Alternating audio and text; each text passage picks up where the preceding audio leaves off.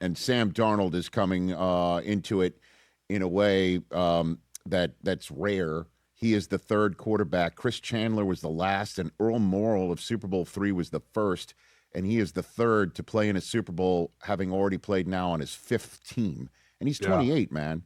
Yeah. And we all know what happened last year and what he's done this year. And what do you see when you watch Sam Darnold play where you think that is a guy who could win a Super Bowl? Well, I've been watching it now for the last couple of years. Rich, I could not be more proud of anyone, quite honestly, for what Sam has endured, his perseverance, his resilience, and the way that he's continued to battle. I mean, a lesser person could have given up a while ago, and yet he has been unaffected. I mean, it's one thing to say, yeah, well, this is his living and this is what you do, but when you talk with him and he's interviewed, and everything I've watched, in fact, I just saw an interview with him just before coming on the air with you today. I'm just amazed at how optimistic and upbeat he's been.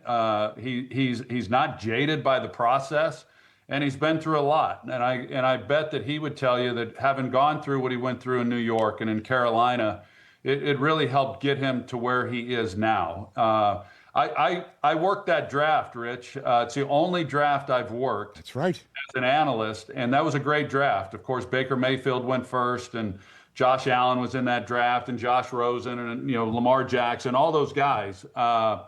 I don't say this now. I said it even when he was struggling with the Jets and with the Panthers, that he was the top quarterback that I had on my board, I guess, and that's not slighting any of the others because they were all really good and obviously first-round picks. But I thought he was the most talented of the bunch, and we're now beginning to see it. And I understand as well as anybody, maybe better than most people, because I went through it my first 2 years in Dallas.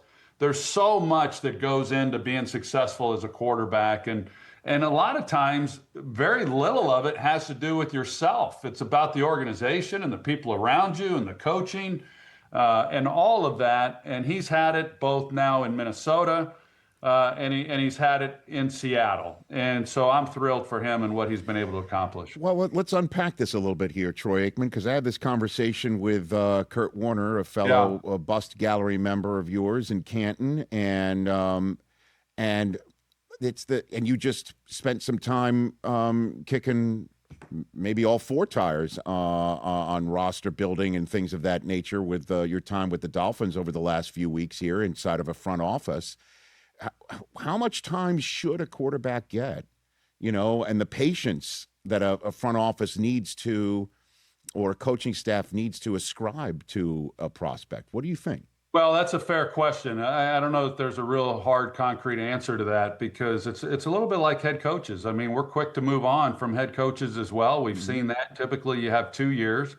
And once you have a losing season, regardless of how successful you've been, then you're in the hot seat going into the following year. And so it's a short leash, and it especially is on quarterbacks when they come out of college, that the organization, everyone is so desperate to find their franchise quarterback that as soon as they feel like, well, this isn't the guy or he's struggling, they're looking for a replacement. I believe, like coaches and like people in prominent positions within an organization, you either believe in them or you don't. And if you don't, you're not going to stick around when times are tough. And if you do, then you tend to hang in there a little bit longer. But there's a tremendous amount of pressure. And so there's always that.